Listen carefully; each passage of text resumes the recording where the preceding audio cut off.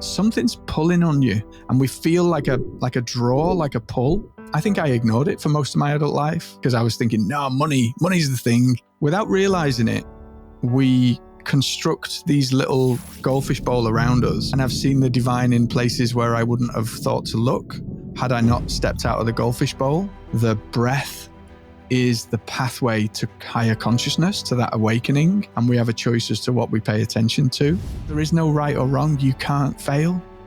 And that to me is the epitome of what I feel called to do, which is helping people to awaken to that golden Buddha inside of them. Welcome back to Live Into Your Brilliance, the place where we dismantle illusions and wake ourselves up to the brilliance that's already here. Today's guest is Colin Scotland. Colin is a founder turned coach, the creator of a multi-million-pound business, and then he lost it all and found something even more valuable in the wreckage. This is what happened when he stopped chasing success and started listening, and why the real gold was never out there to begin with. If you've ever had the thought, there's got to be more to life than this, then trust me, this episode is perfect for you. Given, the path you've traveled and all that you've seen, we would really love to know, if you had to pick one thing, you're like, if this was the only thing you could get to share right now, what is it that you would share, either an insight or something you've seen through that you would love for other people just to capture a glimpse of that you think could be, game changing for them? I didn't need to think too long about this, because the thing that really popped up for me around this was the sense that you are not your thoughts. The realization of that for me literally stopped me in my tracks. I was walking down the street just outside my house, and I literally stopped where I was walking as I went past, somebody passed me walking the dog, and our eyes kind of met, locked in. I didn't know the person. They locked in, and I had a realization. It was two things at once. It was this sense of, firstly, that what's this guy doing looking at me, right? And then secondly, it was this understanding and a knowing that they call it gnosis, don't they, with a G? It was a knowing that, he is me, I am him, that there is not a separation. So it went from, why is this guy looking at me, to a deep realization that he is me. And at the same time, a separation from the idea that there's anything between us but connection. And so that sounds quite weird and wonderful, doesn't it? But in reality, it was just something simple as understanding that I've got this chatter going on in my mind. Why is he looking at me? Is his dog going to be aggressive? All of this stuff. And it just almost flipped a switch and allowed me to realize and see that I'm not that. I'm not that chatter. I'm not that script that's just running on loop in my head. So I do a lot of keynotes and presentations around AI and marketing. And I have this little voice in my head that says, Colin, who do you think you are? You're just some scruffy kid from Liverpool. Nobody wants to hear what you've got to say. Don't even do it. Right? And that's a script. So we have a choice about how we react to that script. And so it was in that moment, walking past that guy with the dog, that literally the work I'd been doing, the books I'd been reading, just came to life for me in a way that I knew. They call it an ornithological shock, where you go from a place of knowing to a true place of knowing. And it was in that moment that I actually felt like I knew for the first time. And my life changed on that day, walking past that guy. Wow. Can you, that, you're right. If I was listening to that for the first time, I might be thinking, oh, how did that happen?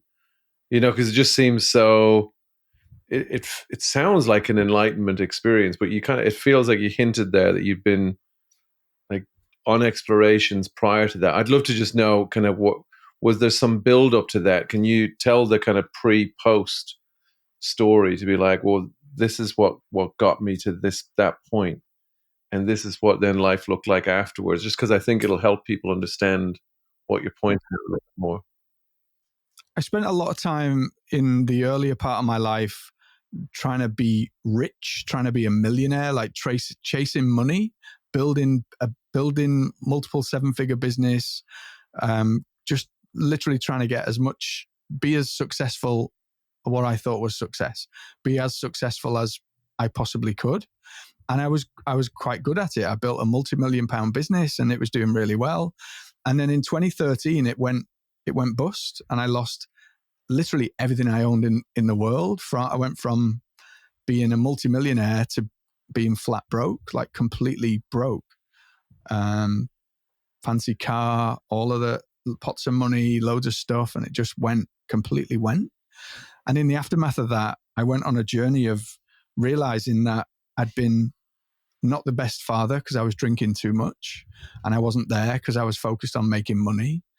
And it was just a realization that I'm chasing the wrong things, I'm doing the wrong things. And in that process, it's funny because in that process was the time when I was setting up the school, educating our young people on how to live and how not to live. And we created this thing called the Aspire Code, where they have values of character that are more important than how good you are at maths. And that went alongside my journey of really beginning to look at, well, who am I? Who's Colin? Because I'm no longer I identified as a successful businessman, and now I wasn't that. And I would break down in tears with my wife talking about what a failure I am. So I labeled myself as a failure. And I had all of this war going on inside of me. And at the same time, started searching. One of the guys that I was working on in the school with, he said, "Have you ever heard of Michael Singer, Colin?" And I was like, "What? No, I've never heard of him." The Untethered Soul, he said, "It's this book." And I've read it. This was a guy that fixes computers in a school, a tech guy, right? The last person on earth that you would imagine to have a conversation with. We were talking about servers for the school because I was the chair of governors at the time. We were talking about servers for the school. And then the conversation went elsewhere. And I was like, oh, I'll have to check that out. So I went on Amazon, ordered the book, got The Untethered Soul by Michael Singer. And that literally just, if there's one book I recommend most to people, it's The Untethered Soul by Michael Singer, because that just took me on a journey of realizing that there is more, that I am more, that maybe there's something to this idea that I am a failure and I'm not a failure and both are okay. Like this whole unraveling of who I am as a person. And so I literally went on a journey of a wild ride journey, reading that Stephen Covey's 7 Habits of Highly Effective People, another life-changing thing. So I just read that. I just uncovered and discovered this idea of Sonder, the African phrase that means that, you know, we all have this sense of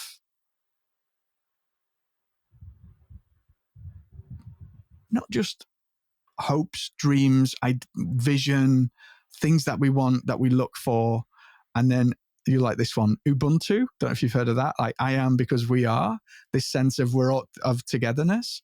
And I'd just been reading these things and doing all of that. And it was like, oh, I really liked it. And I felt like there was something there, but didn't know what it was. And then it was in that moment with the guy walking the dog that it clicked. It was like, oh. So the idea of failure is just the thing that I'm saying to me, because I shared my story with somebody and she was crying and she was saying, Colin, you need to share that with people because people need to know and people want to hear that because they'll connect with you around that. And I'm like, no, I can't because it frightens me to say that I'm a failure.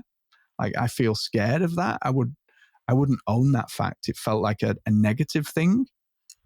And so realizing that maybe I'm just telling myself this and maybe it's not true.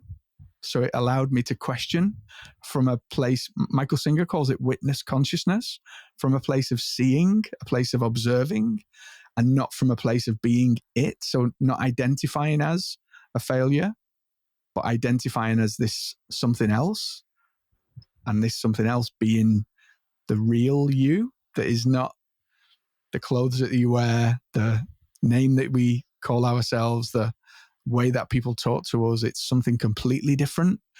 And that was when the journey started to get really, really fun and wild. Colin, I've got to thank you for sharing that and being that vulnerable. I think it speaks volumes about the journey you've experienced, or the things that you've seen, to be able to sit there and say, hey, I had all this success, what you deem to be success, and the material nature of that success, and then to say, I am not that, I think that's probably, for quite a few listeners listening to this, that's a hell of a journey. That's a hell of a realization. But my question kind of goes a bit deeper, or earlier, I should say. When you were growing up in Liverpool, and were there moments in your life where you got inklings, or was there a sense of something else as you sort of grew up, and then as you matured and went through your teen years and then into your 20s, and you started to explore the world of entrepreneurship? Was there a sort of an awareness of something, or was it only when you sort of really started to get into the world of Michael Singer and he opened your eyes to something beyond your perceived identity that sort of you became aware of something? And the reason I ask this is because Al and I talk about this all the time, and even with the leaders we had in Wales last week, there's a strong sense that something's up. You just don't have the language for it, or you can't quite put your finger on it. And I'm just wondering if that was your experience. There's a thing about the unknown, and often the unknown is still, it's there or felt, or there's something. So the 10 years prior to my business going bust, I was a worship leader in a church. That guitar back there, I used to pick that up and sing it every week, leading the worship in the church. So I've had a sense of being on a journey that is not non-physical, probably from most of my adult life. When I was 18, I was baptized as a evangelical Christian. And I've been on what I perceive to be a spiritual journey for most of my life. And yet at 39, when I read Michael Singer for the first time, I felt like I realized anew, afresh, of what I didn't know or realize before. And it almost felt like waking up from a dream. I don't know how to describe it other than that. It was like, man, I've just been going through life like a zombie, or through not realizing, not appreciating, not understanding. So when I look back, I always felt something, but I didn't, like you say, I didn't know what it was. I didn't inquire to know what it was. I just thought, because I was following, the religion or the institution of religion or whatever it was, that I was doing the right thing. Although it wasn't a deep feeling that uncovered to me in that moment after the journey of losing the business. So yeah, I don't, if I was to transport back to then and I was to ask myself the question, I'd say, what are you talking about? Like, what are you on about? I don't know. No, I'd say no. But looking back, I think there was always a sense of a thing, I talk about this with my clients. There's a feeling, isn't there? There's a sense of something's pulling on you, like something's just tugging somewhere at you and it's pulling you a little bit. And we feel like a draw, like a pull. We don't know what it is. We don't know how to articulate it. And I think I ignored it for most of my adult life, to be honest, because I was thinking, no, money's the thing. I get money, I'll be really successful. And then life rocks you to your core for whatever reason. With me, it was losing the business that had to happen. in order for that to be a thing, because I would have just blindly ignored it otherwise.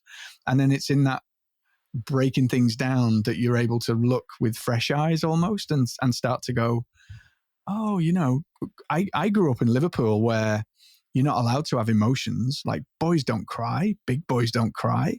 And if you have anything, like, men have to be hard and firm and strong, and it's not good to be emotional. It's not seen as good. And so it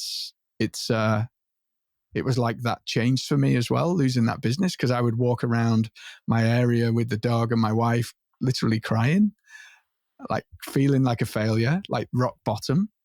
But it's only when we experience something like that we can then realize or re-see it. When we're in it, it's difficult to see. So me now says, yeah, it was always there, Bill. It was always there. Yeah, go me. But if you'd have asked me, the actual me back then, he'd have said, what are you talking about? I don't even know what you mean. Mm-hmm. Strange, that, isn't it? Yeah. Well, it is and it isn't, I guess. But so now I'm really curious to continue to pull on this thread. So because you were, a worship leader, and so you were already invested in, like as you say, your spiritual journey.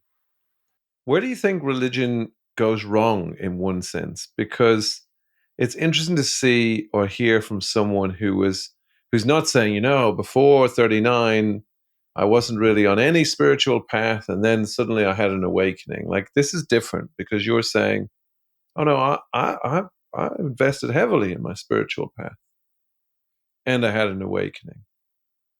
So what do you see there about, I guess, the path you were on versus the path you're on now that might be, I don't know, universally true or relevant when people think about the difference between, the kind of religion and what you're pointing towards?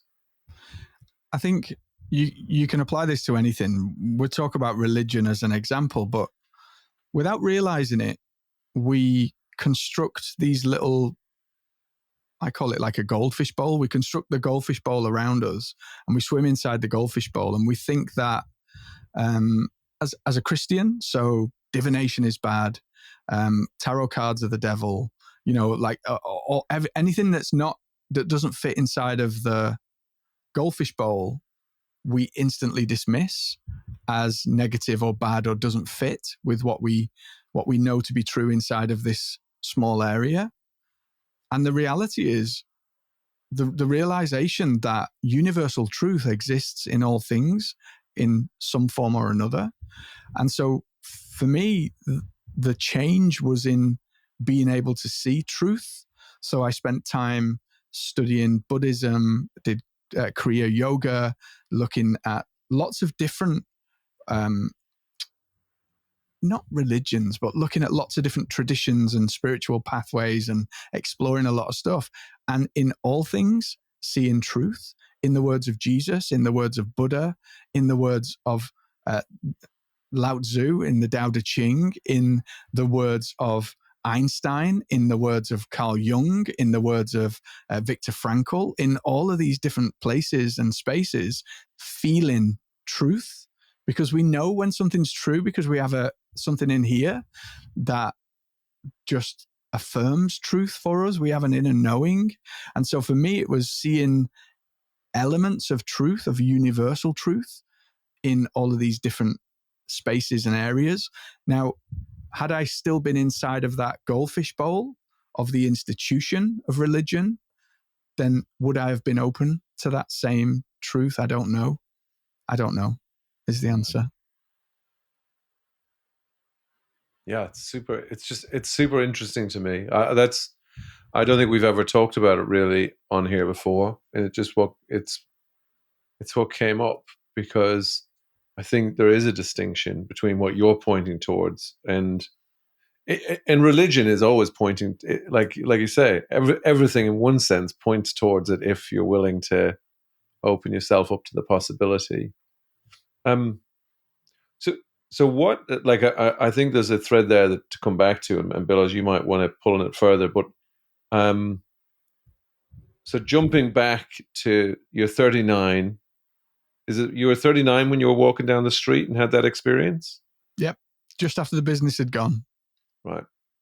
And what happened next? So yeah, like you had your awakening, and then what? So I became like very hungry for more, like a realization and a knowing that, oh, there's something to this. Not a know, like I say, not a knowing, an intellectual knowing, but a knowing at a soul level, like a real feeling that there's a different way to be and to live that I can feel. And that just shifted a lot. So old Colin, Colin, you've not emptied the dishwasher, right? Rah, rah, rah, rah, rah, rah, rah, like reacting, shouting, being angry. New Colin, you've not emptied the dishwasher. Oh, no worries. Let me, like the Viktor Frankl, the moment between stimulus and response, we have a choice. In that choice lies our growth and our freedom. So for me, it was just like, I want to be a better person. That was the driving force. I want to be a better human, and I want to live in a way that really allows me to explore what that means in all avenues, in my home life, as a father, as a husband, as a business owner, as a teacher, as an educator, as somebody that helps others on their journey. Like, it just felt like a whole new world opened up. And it was a world that I felt like I'd experienced, but I realized I had zero experience in, even though I'd been practicing spirituality, religion in a sense, for many years. I don't know. Did that answer the question? I went off on a tangent there, didn't I?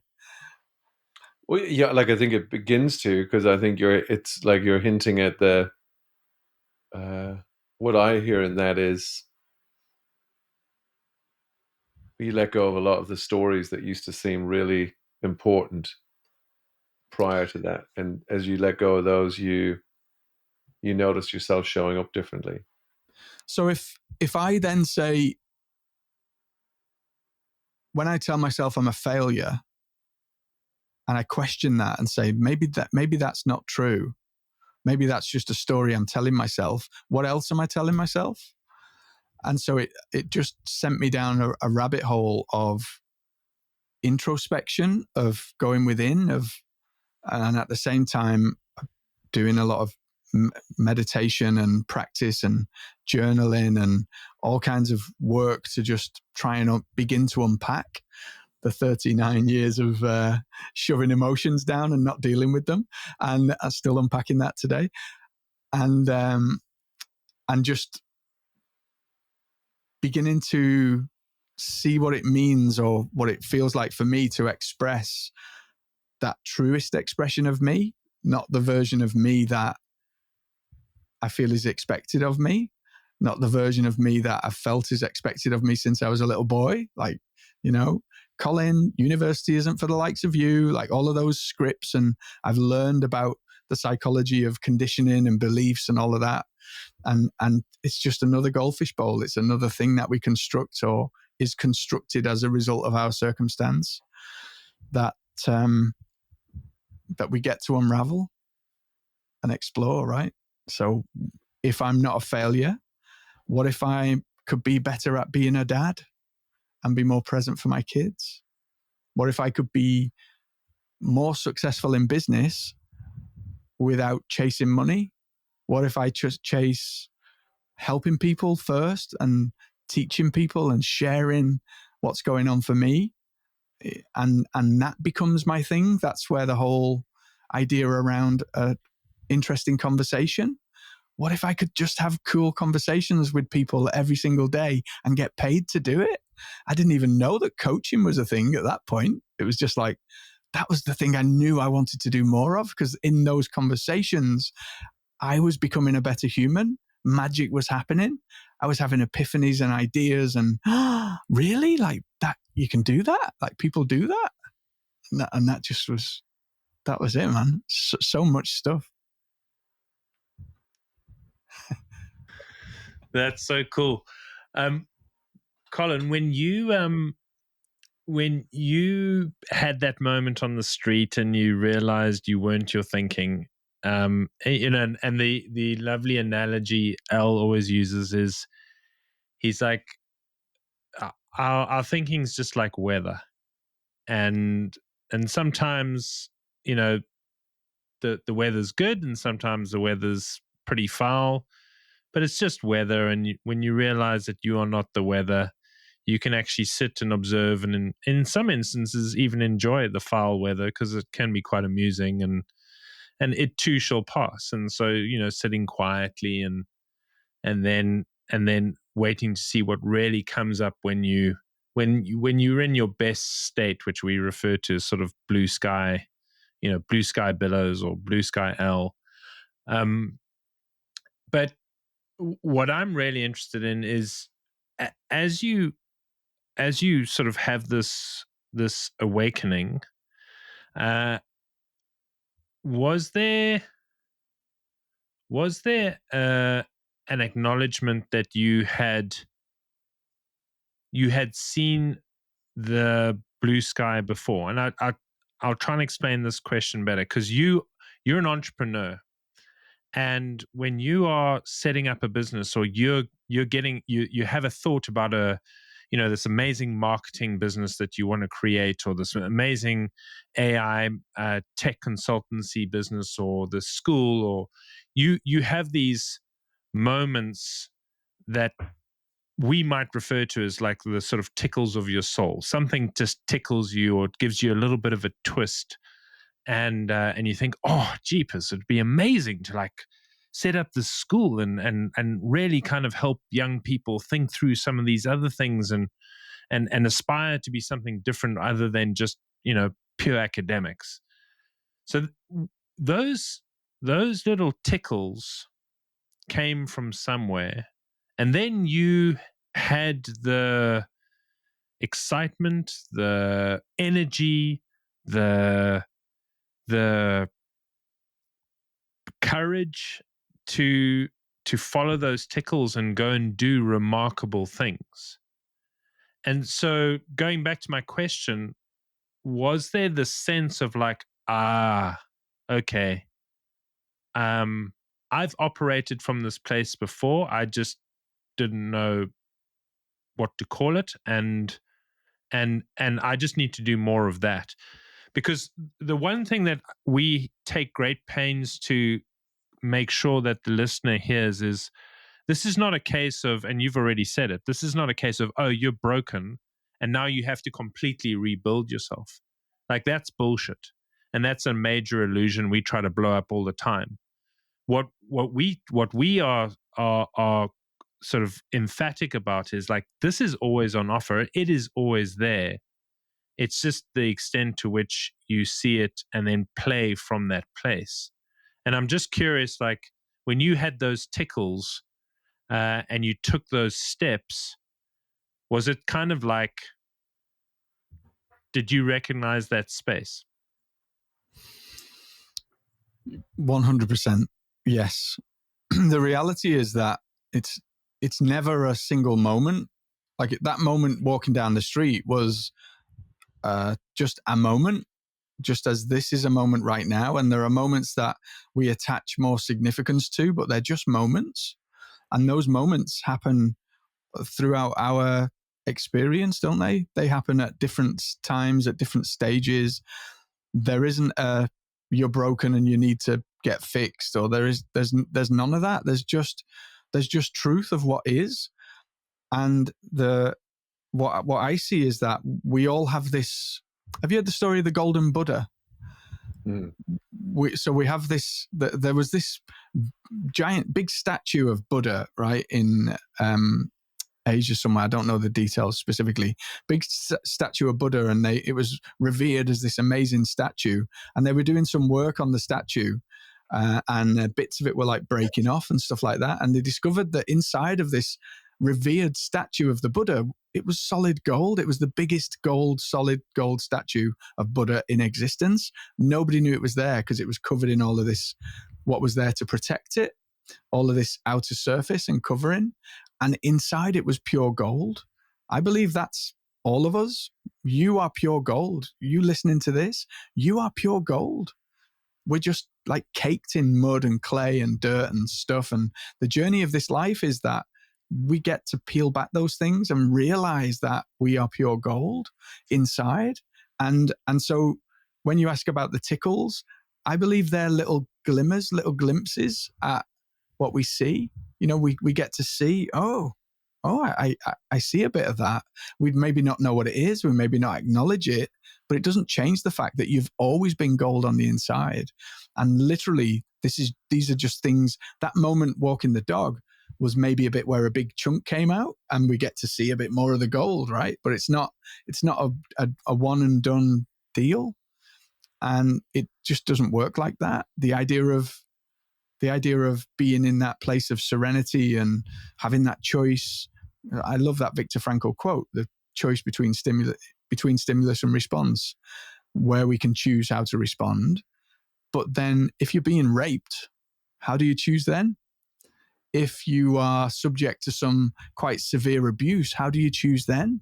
And so the reality of life is that life throws life at you, and it's not just your ability to sit in serenity, it's your ability to be in life with all of its bumps and rocky roads and cliff edges and all of the dangers and the perils of it. And it's that, to me, is the practicality of it, of this, the realization with love that you are golden on the inside. And then the appreciation of how do we show up in the world with knowing that throughout the thick and thin. Man, we're going deep here, aren't we? No, but that's great. Thank you for articulating it that way. I think that was wonderful, and that spoke to me, and I'm sure it spoke to the listener. But that was a lovely way of visualizing it and encapsulating it. So thank you. I've got a curiosity, and I actually have no idea where this one's going to go. If I'm listening to this, and I guess maybe someone might be going, oh gosh, it's going to sound weird. Damn, what? I haven't had a multi-million-pound business kind of fall apart on me. So, I might not get this glimpse, or, I haven't read all the books. And so I'm actually deeply curious for myself. Do you think it's possible to see what you have seen without going on the deep explorations? Into, like you said, meditation and Michael Singer and all these different areas? Or do you see a lightning path?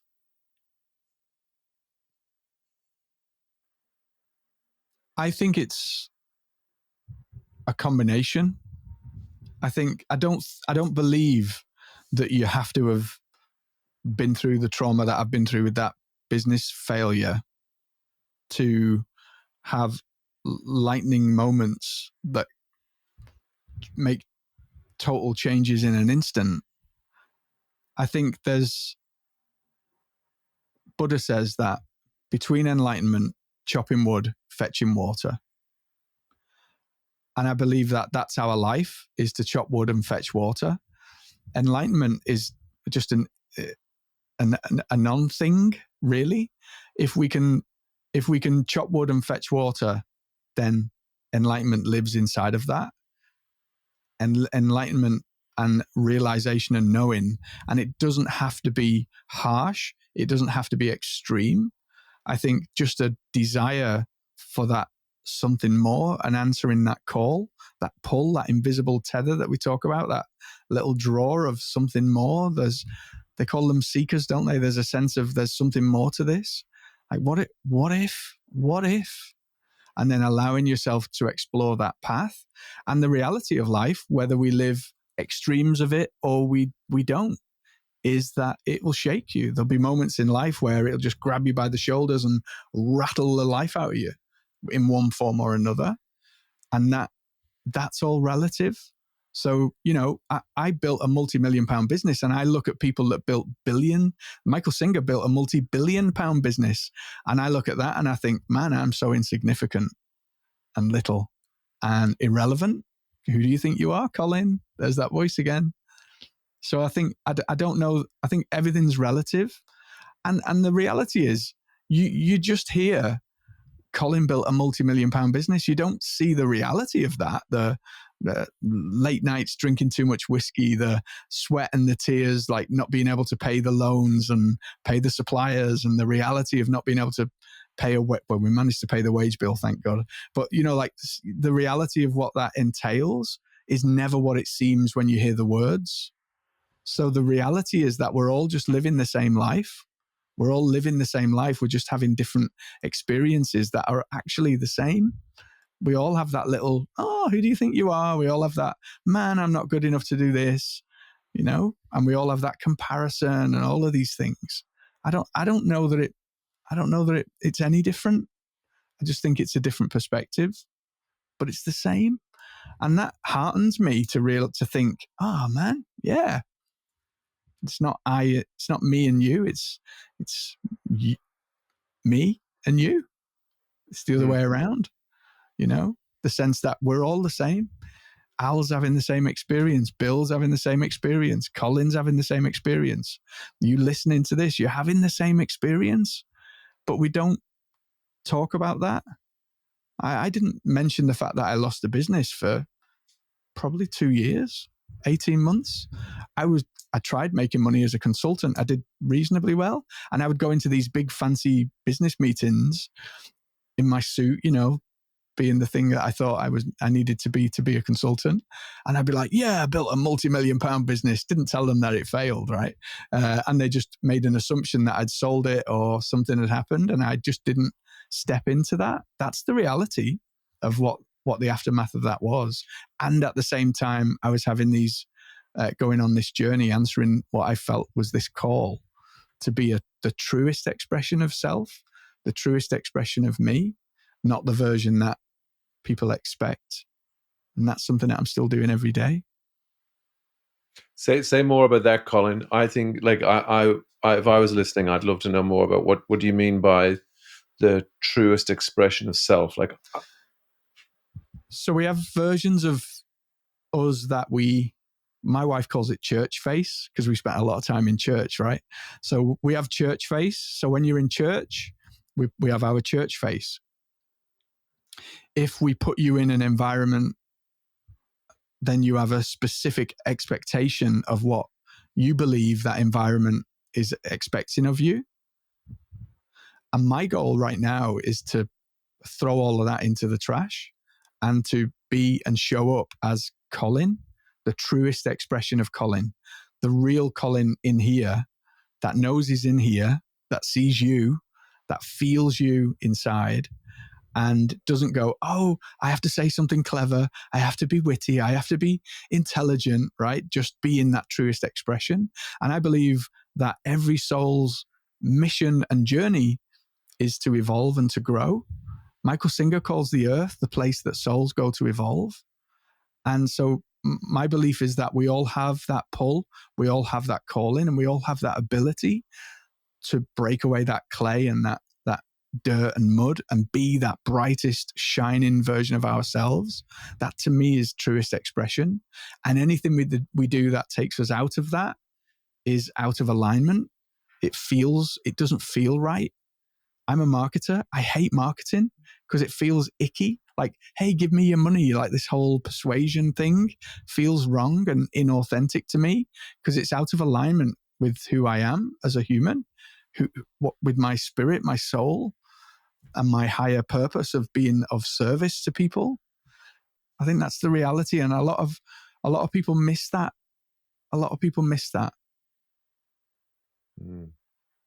Al, you shared something with me that literally rocked my world. And I think it was something that one of your coaches had said to you, but I would love to just share this question. When we talk about being truest expression of self, well, how would you show up right now if you knew that you couldn't get it wrong? Mm-hmm. There was no such thing as failure.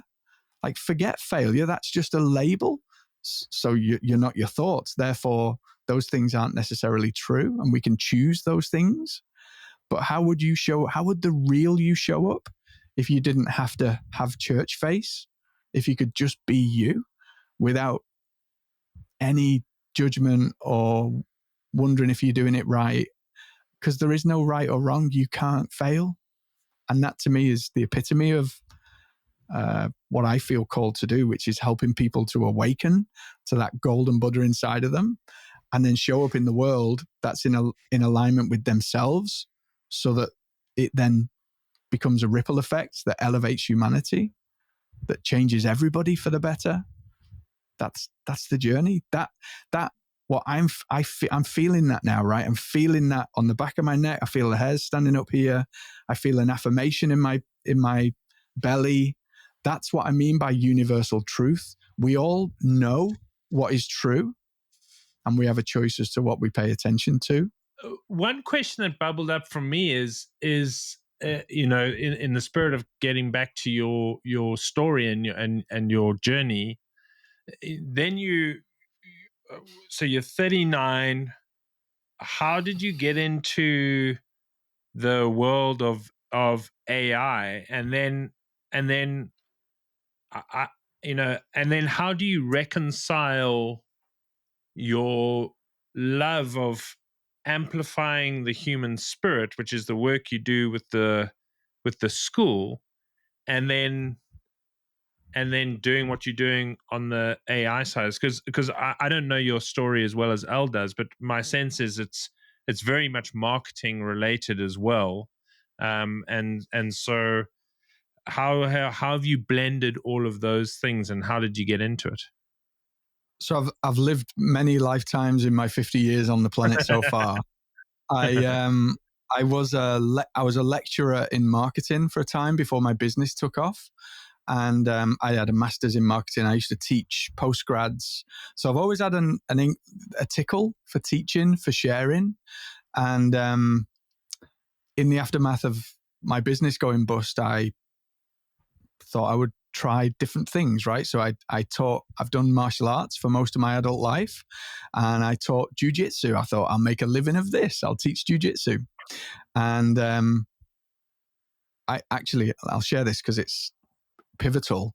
I had a moment on the mats where I was helping a young boy to do in jiu-jitsu, we throw people to the floor, right? It's quite physical. And he was trying to do this throw and he couldn't do it. And he was trying for 15 minutes. And I'm like, move your left leg a little bit further over there. And I'm like, no, your other left leg, right? He's like literally not knowing which way to move his body.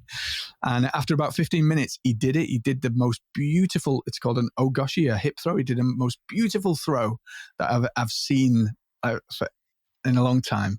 And he came up and his eyes changed. Like he changed in that moment. He was like, ah, and he felt this great sense of empowerment. And I used to leave that kids class with a headache because it was really stressful teaching kids, right? And I walked out of that class realizing that that's what I'm here to do, is to help people like have that light, that like that realization. And I didn't know at that moment, but it's that realization of that gold inside of them, isn't it? It's that sense, like you guys call it, living into your brilliance. That's what I'm here to do and help people to see. And so I'd been a consultant, I'd been a lecturer, I'd done different things. And then I was like, well, what if I could just do this in conversations with people? So that led me into the world of coaching. And I spent probably, I've been a marketing coach ever since then, about 11 years now as a marketing coach. And then just essentially doing what I thought I knew. I've built businesses. I'm good at marketing, so I'll be a marketing coach, right? Helping people to build businesses. And so I fell into that pattern of that, and I was successful at that. I did after 5 years. I was an overnight success after 5 years. And I took that to, that became, it wasn't 7 figures, but it was multiple 6 figures as a coaching practice. And November 2022, I had my jaw drop to the floor when I experienced ChatGPT for the first time. And I realized that the world was never going to be the same again. So in that moment, it was like, holy smokes, this is going to change everything. So I made a pivot then into, this is rags to riches, to riches, to rags to riches. So I went from a multiple six-figure online coaching practice to almost zero again because nobody was paying for AI in November 2022. And I became this AI guy, right? And nobody was paying for it. And all of my marketing coaching clients dropped away because I was no longer focused on that stuff. Changed my world.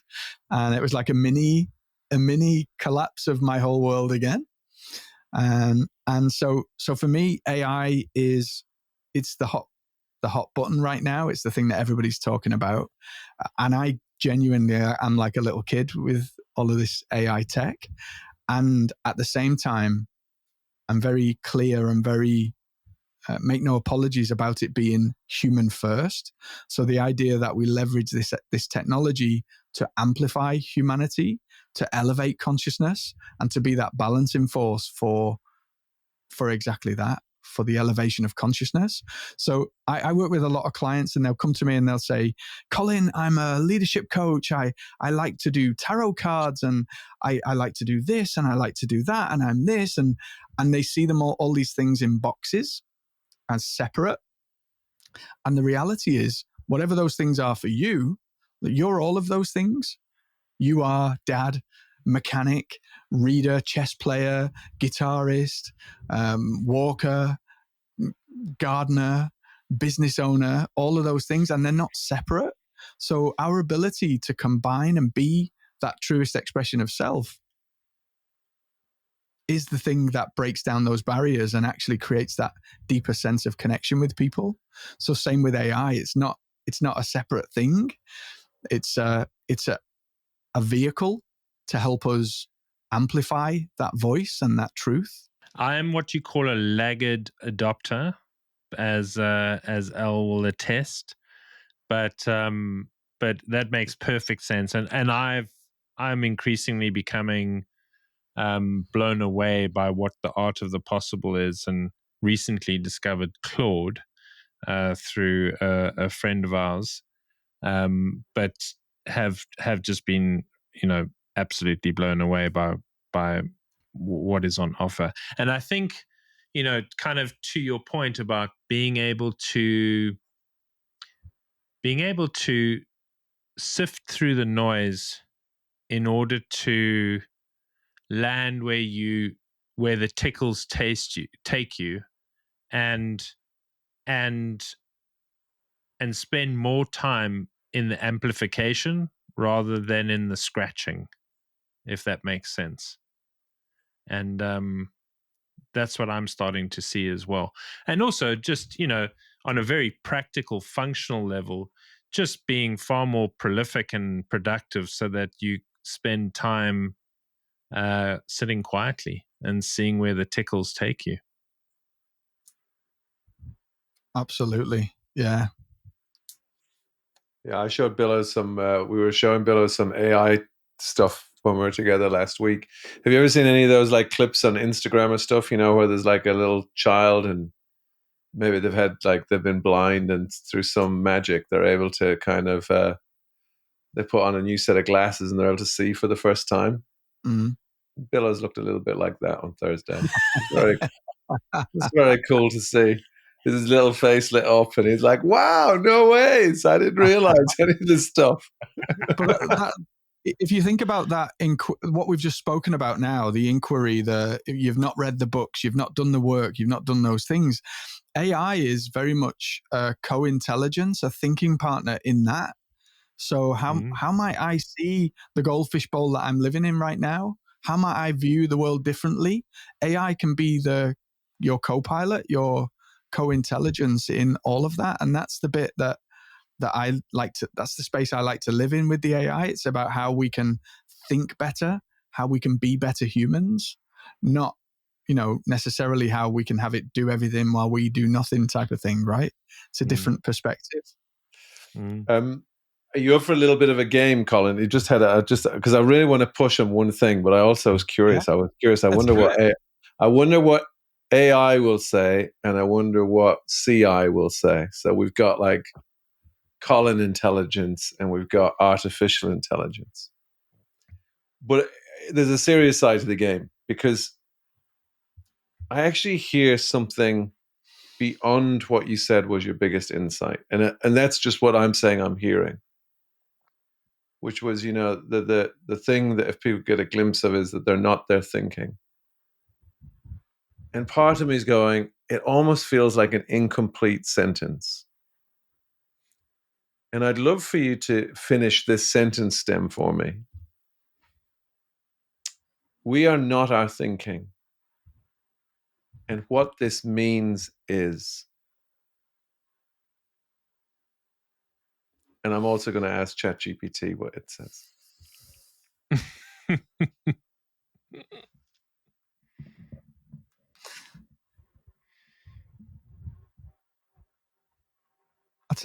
That's an interesting question. I guess without filtering,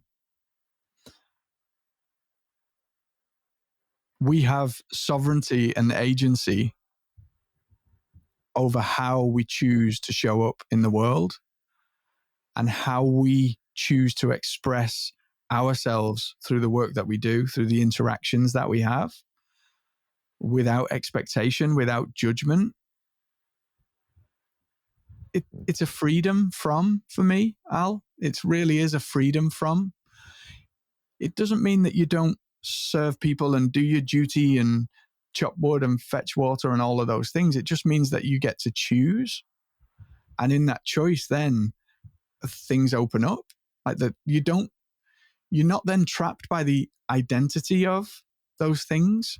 You're able to actively participate because you're the one seeing it, not the one swept up in it. In meditation, they talk about the river flowing or the clouds in the sky, like you say, Bill.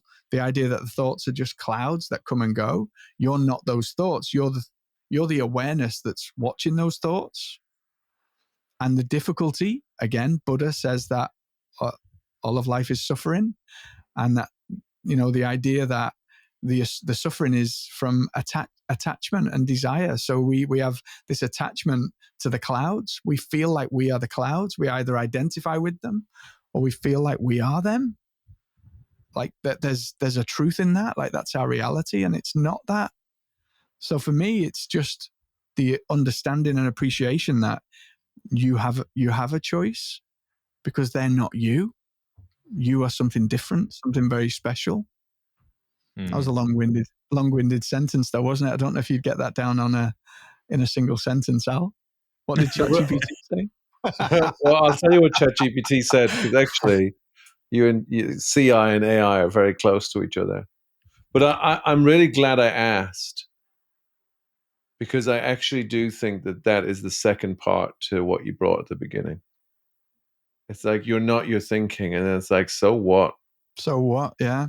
And the so what is, well, when you're not your thinking, you've got agency to choose in the moment. Like, and it made me think of, we had another guest on, Maria, the other week, and she said, I know not to trust my thinking unless it wishes me well, which I had never heard that expression before, but I just thought, I that's like a that. really cool way to think about it.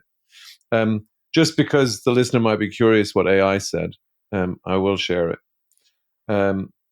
And I literally put it in, we're not our thinking, what this means is ? And I use ChatGPT, although I know that actually, Colin, I know you're a Claude fan as well as ChatGPT, everything AI. But ChatGPT said, we are not our thinking. What this means is you are the one aware of your thoughts, not the thoughts themselves. Thoughts come and go, often automatically. They contradict each other, shift moment to moment, and don't always reflect reality. Yet we all often take them as truth, identity, or instruction. When you see that you're not your thinking, you stop being ruled by it. You don't have to believe every fear, chase every desire, or obey every judgment. You can listen, notice, and choose. You can experience life more directly, less filtered by mental noise. It's the difference between being caught in a storm and watching the clouds pass from solid ground. So, like it. I think it was very similar to what you said, though, which is kind of cool to know, to your point.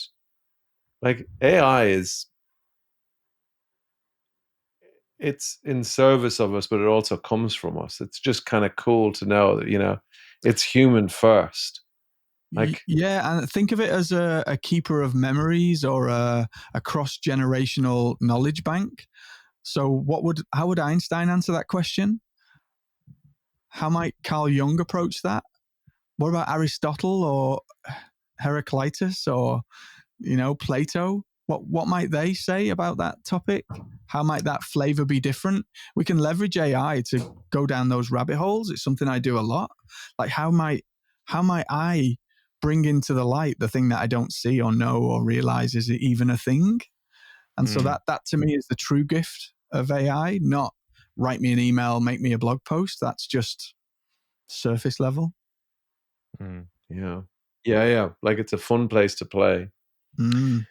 Colin, one question I've been dying to ask you, and it kind of goes back to your days as a young sort of preacher, very involved with the church,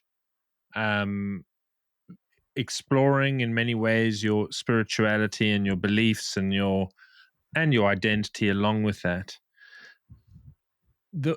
The question I have is, through the course of your coming home and being more aware of the pervasive blue sky, how has your perception of what is divine changed? It's not, the perception of it hasn't changed. My understanding and realization of it has. And by that, I just mean that I've seen the divine from different angles. And I've seen the divine in places where I wouldn't have thought to look had I not stepped out of the goldfish bowl. That sense of universal truth, that what we know to be true, that gnosis, that knowing, being aware of the blue sky. So for me, it's that connectedness to all things. All things are interconnected. All things are consciousness to different degrees. We're all made up of stars.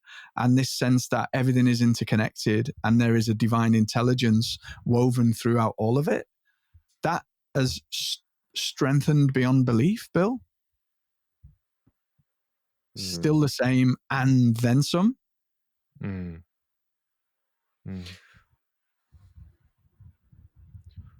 Thank you, Colin. Yeah, like that's kind of awesome to hear. I would love to. I'd love to know what an experiment might be from you. So what's really cool for me about you and knowing you is the amount of people whom you touch, through your community, through, I know, like, where you're invited in to do talks. And I've spoken to you in great depth, so I know that actually what you're sharing here is just, it's like, it is who you are and it flows through everything. My question is going to kind of come back to what I was curious about before, which is, like, I wonder what's the lightning path for someone that's going, I'm enthralled by what I've just heard Colin say, but I don't know if it's as available to me as it is to him. And you know what, really, the metaphor that stuck with me that you shared is the goldfish bowl. I'm just like quite enamored with the goldfish bowl, because I wonder, does a goldfish know it's in a goldfish bowl? Like, it's just probably not. It's just like, that's its universe. And it makes me think of an old Billy Connolly sketch where he's like said, we all take life so seriously. And then he said, but what if, we could really see that, our world is nothing but a bubble in a glass on a table on in a room in a house. And then he's like, and he expands it all the way out. But what would be a cool experiment that you would say to someone, or that maybe you've run with a client, that you'd say, well, hey, take a look in this direction and see what happens, because you might just find that your goldfish bowl just shatters, and then you see, like, you see something else, some new possibility that is based upon you're thinking, and therefore you can just shatter the goldfish bowl can be shattered over and over again. What would you do? You have an experiment that comes to mind? Is there something that you've done with clients that you go, hey, try this because it could be cool? So if we build on the idea that everything's glimpses, and there are these, you call them tickles, Bill, like these things that just we see and feel and pull, and then for me, there's a real depth to that, saying that everything you have is already inside of you, that you don't need anything external because you're already perfectly imperfect, right? And the idea that you are brilliant on the inside, the looking inside, that's always a fun experiment. So the idea of one of my first mentors, he said to me, I didn't know what meditation was at the time, and he said, Colin, I want you to focus on your breath for 1 minute. Like, just stop and breathe for 1 minute and do that like at least once a day. And that was my introduction to meditation. And I didn't realize that the more that we're able to just look inside of here where all these answers are, supposedly, right? And be with that and be okay with that, or not be okay with that. And all of that's okay as well. But just taking that time to go within. So and I do this throughout my day, I have these, what I call 10 good breaths, or a conscious breath, just by challenging yourself to, or inviting yourself to be okay, just by sitting and breathing and bringing awareness to that breathing and that focus. That's the path of the Buddhists, of monks, of lots of different traditions, where the breath is the pathway to higher consciousness, to that awakening. And so the experiment would be, close your eyes, loosen your shoulders, straighten your back, and just take a deep breath.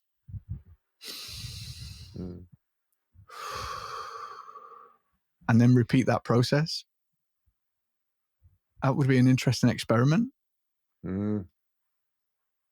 That happens beautifully in like moments of panic, when the sympathetic nervous system's kicking in. The Navy SEALs do that box breathing technique. There are lots of different ways that you can do this. The goal isn't the breathing. The goal is the connection to the blue sky through the breath. So think of the breath as the connector. And that was the thing that just made me want to do more of that, like 5 minutes, 10 minutes, an hour, 5 hours, like just living in that place of that. And that in itself peeled back tons of layers, Al. So, but maybe the challenge is a simple micro step of one conscious breath. What do you think? Well, I'm going to try it. Like, I love things like, I think that's great because you've shared it. And I just say to the listener, of which I am one listening to that, give it a go. What are you going to lose? And if you find that easy, take a deep breath in and a long, slow breath out, and count 1, and then repeat that process and take 10 good breaths all the way up to 10, and just watch what happens. I do that when I'm panicking or I'm worried or I'm anxious. I take 10 good breaths. I take a moment out. I do a bit of state change and I just take 10 good breaths. And I've lost count more times than I can remember. But honestly, from breath number 1 to breath number 10, I am a different person because things have changed in me. And that to me is the gateway to this blue sky. And you know what? There might be someone listening, and this would have been me from years ago, thinking, oh, I've heard all this before. And, what a load of like woo-woo, blah, blah, blah. But maybe not because I've made it this far into the podcast. But sometimes, like, I still catch myself hearing something new and then noticing a thought that tries to diminish what I've just heard. And that to me is a goldfish bowl. It's like, that's what I hear in what you've shared, which is, well, what if you know that you're not that, and that's just a choice. So I just sharing that because I just thought it's so much, and I've been talking to someone today about, everything is an experiment, and the thought that you can't try something is just a goldfish bowl trying to just a thought that can quickly look like a prison. So we do have one final question that we would love to ask you, and it's a fun one. If you were the designer of the ultimate bumper sticker for life, what would the Colin Scotland bumper sticker say and why? What a cool question.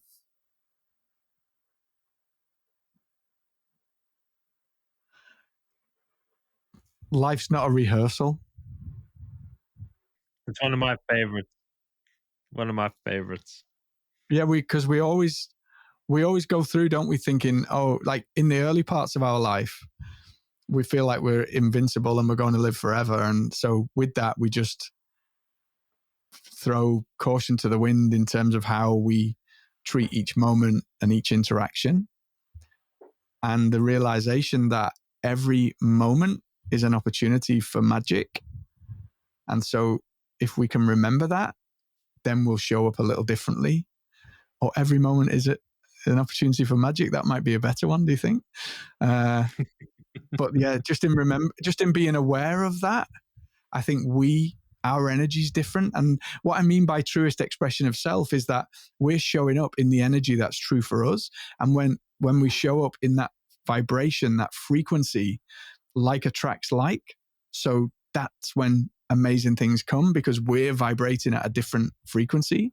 So when people talk about being and all that woo-woo stuff, it just means that you're being that true aligned version of you. And then you live in what David Hawkins calls power instead of force. You're not brute forcing your way. Yeah, you can go and work another 20 hours tomorrow. But actually, if you can be in a better space right now, in this moment, in one breath, then you can make magic happen effortlessly. That's the reason there's so much talk around this area, right? Yeah, I love that. It's I don't know, Billows, of your smiles. He's like, you've said something, Colin. You've said a couple of things that are just so resonant with what's been emerging for myself and Billows, of what emerged over the last few days when we were with our crew in Wales. Just, I'm not a big believer in coincidences anymore. I'm like, oh, that's so cool. Billows, any final words from you before we kind of before we bring it to a close? I was just admiring the tattoo on your arm, and I was wondering if there was a story behind that. I've studied Japanese jiu-jitsu since I was 21, 22. And I've always been a fan of the wave, the Japanese artwork, the wave. Yeah. And yeah. when I turned 50 last year, it was my gift to myself to get some Japanese artwork on my arm. So I have my whole sleeve done in that Japanese artwork style. That was my 50th gift to myself. Beautiful. Well, all I can say, Sensei, is thank you for coming on the podcast. It's been absolutely wonderful. Thoroughly enjoyed the conversation. You said at the outset before we went on air, what a privilege to spend time in these sorts of conversations, and you didn't realize that was something you could actually do. And by way of invitation, I would welcome you back anytime. We love having these kinds of conversations. I think you've pointed to so much, and in light of our Wales trip last week, I think you've just kind of highlighted things that are coming awake for us. But I'm sure the listeners who follow this podcast and who are curious, you've given them some practical things to go do, particularly that breath work, which I love, and we always emphasize the practice because we don't know what's going to work for individuals, but just go try it. But you've also just given us a very vulnerable, open, transparent, loving insight into your experience and your journey, and I think that will resonate with some. It'll make others curious, but certainly for me and Al, it's been an absolute pleasure. So thank you. Well, thank you. I've really enjoyed our conversation. Living the dream. For anyone who wants a little bit more, Colin, where do you want us? Where should we point them? Where can they find you? and if they want to explore, all things Colin Scotland or AI or what you're all about? It's a really complicated one. colinscotland.com.